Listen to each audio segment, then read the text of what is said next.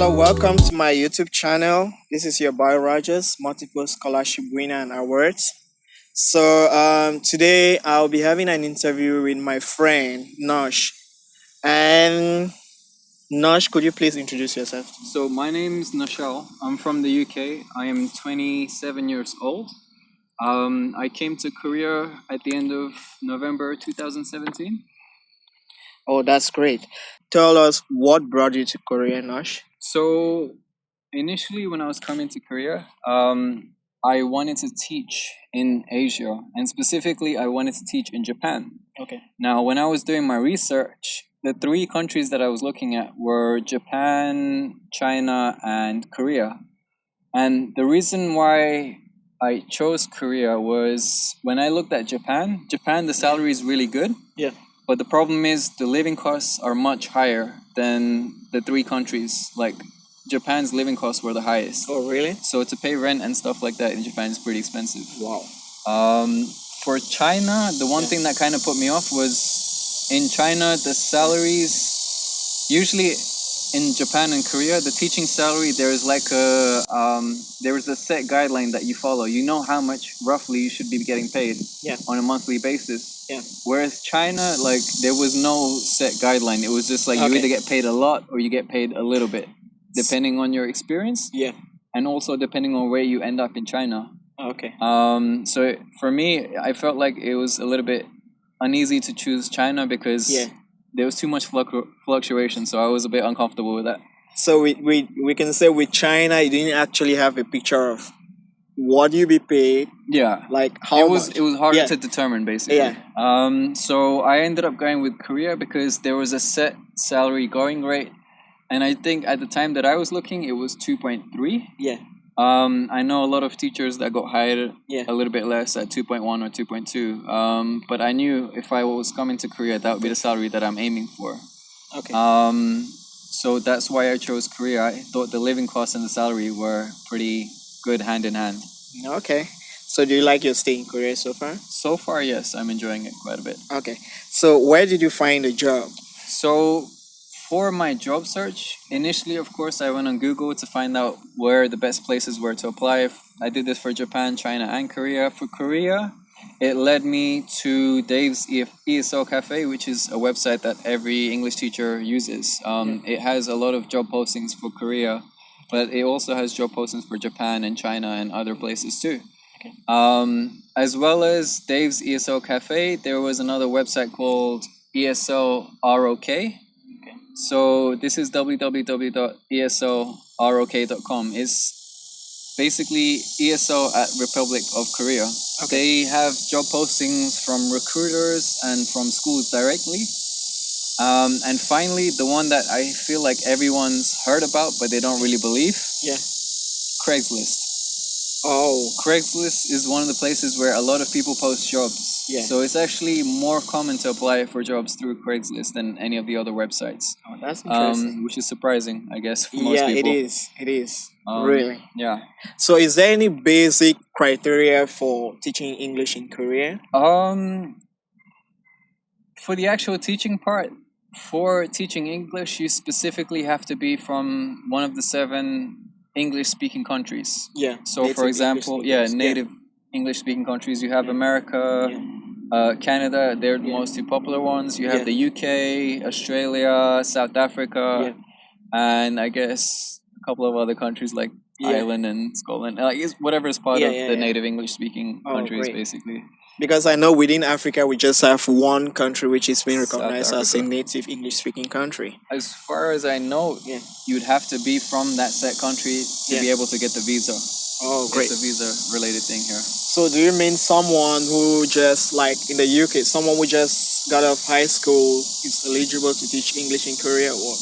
Not someone straight out of high school. It'd have to be someone that has a degree, basically. You'd have to have a degree. It can be in any field, but you'd have to have studied for a bachelor's degree at least, for at least 4 years. And it cannot be an online degree. It has to be in university, full-time studying degree. Full-time studies. Oh, that's great.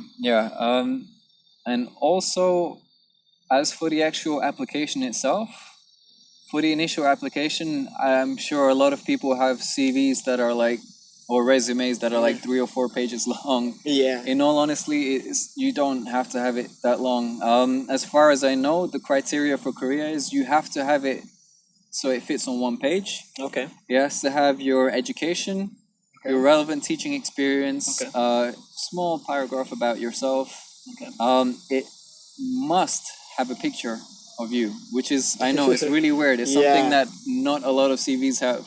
Sure. But for the Korean one, you need to have a picture of yourself that they can see clearly. It needs to show your age, where you're from. Because then I do feel like a lot of employers do discriminate, and it kind of allows them to do it. But it's a standard system in Korea. I mean, for any job you apply for, I feel like you have to have your picture there. Yeah, definitely. For the job. Yeah. Oh, that's interesting.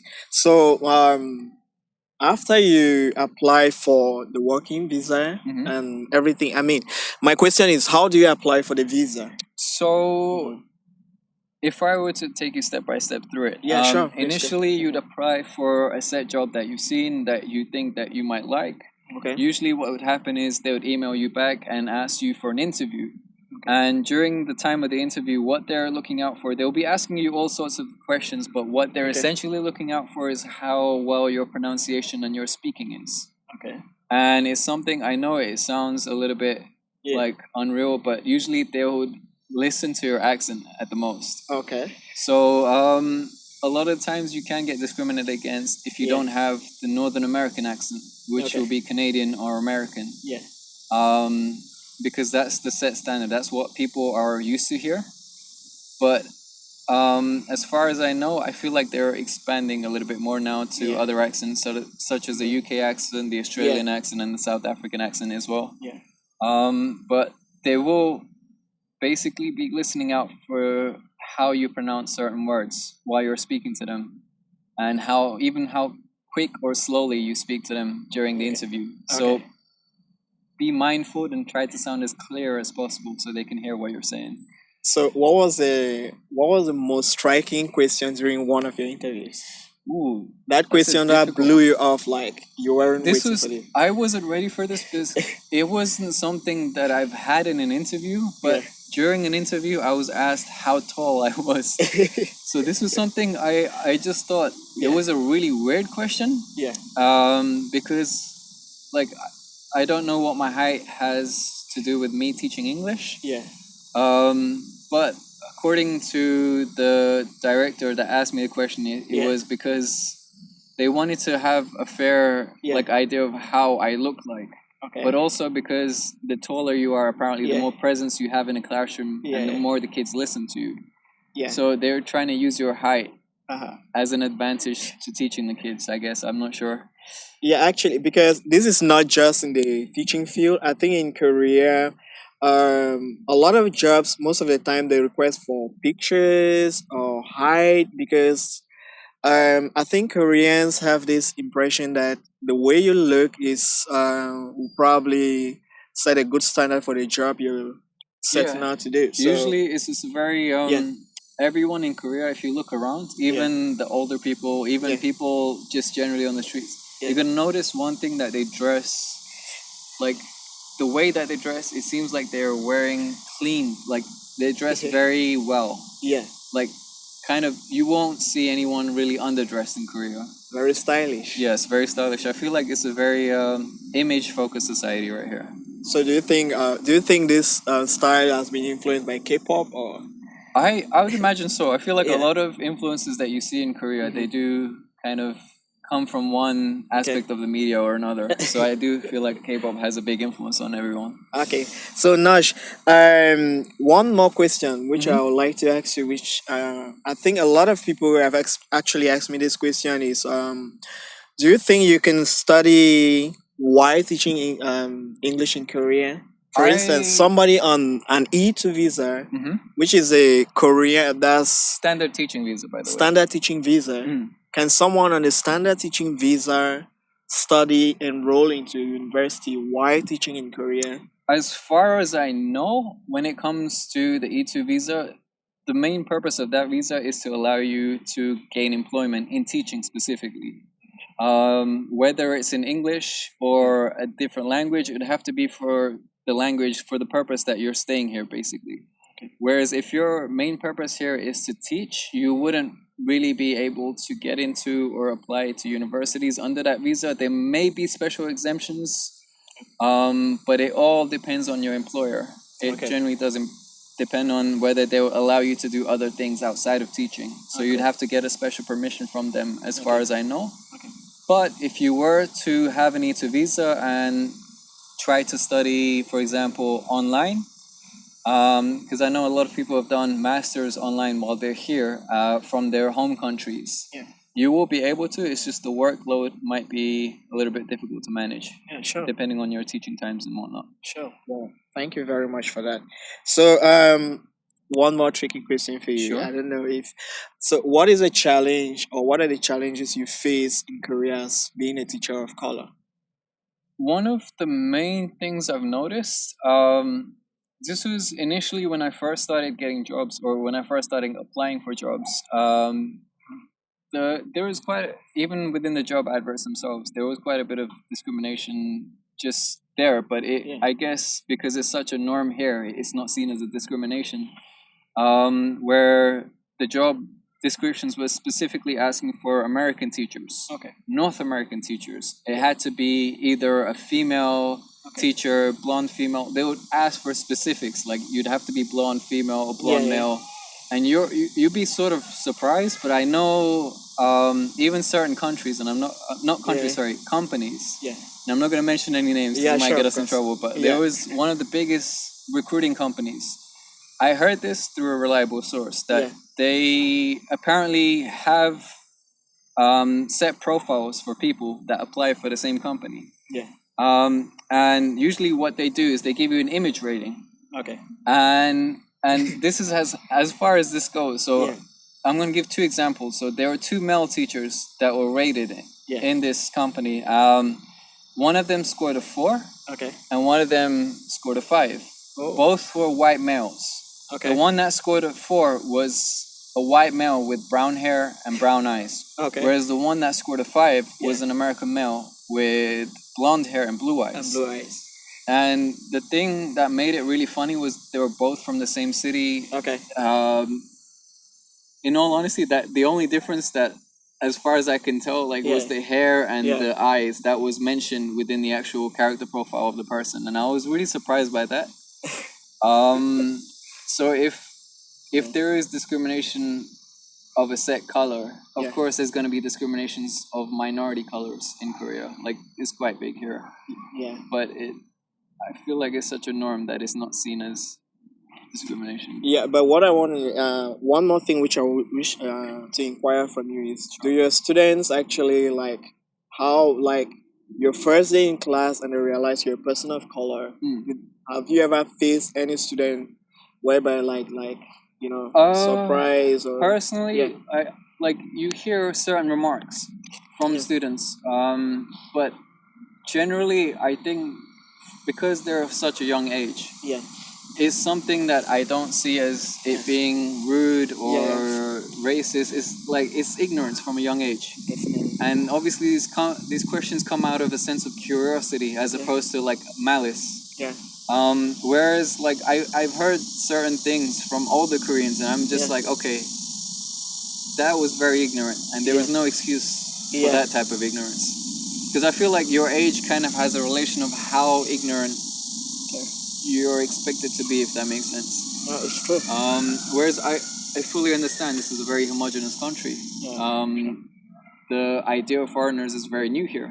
Definitely. But when it comes to certain things, for example, my students, they've never seen facial hair before. Yeah.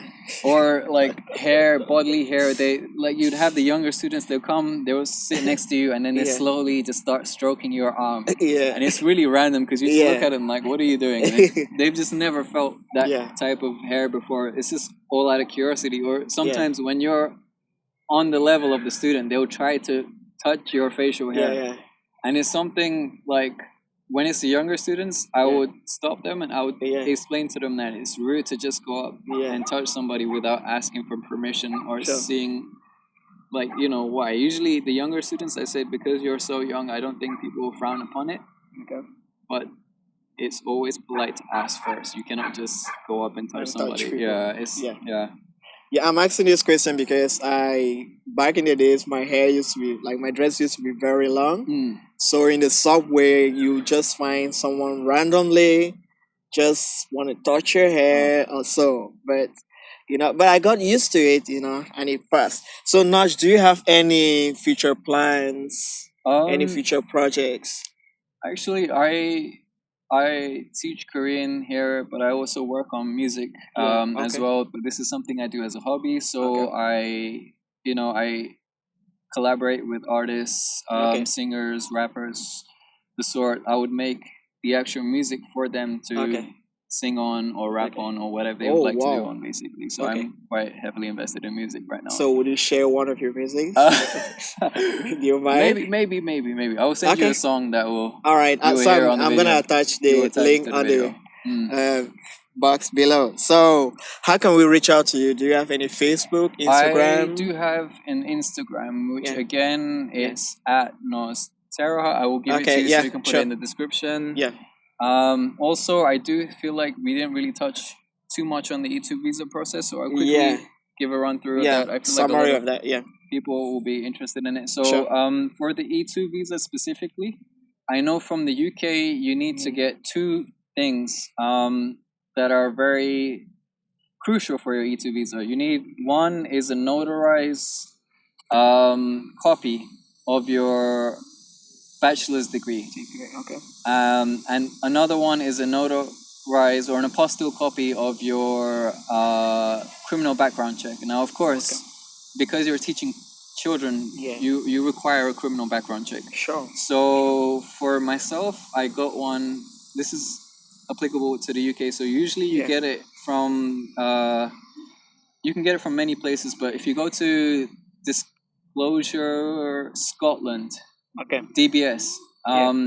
If you go to the website directly, you pay something like £20 to get it, and Okay. it's the cheapest way of getting it. It's the most basic one that you can get. Once you receive it, you have to send it back to Disclosure Scotland so someone can apostille, they can sign for it, say that this is an authentic copy of a criminal background check, and also for the notarization of your degree. I feel like a lot of people use notary services, but it's very expensive. You can literally go into any solicitor's office, ask them if they do this service.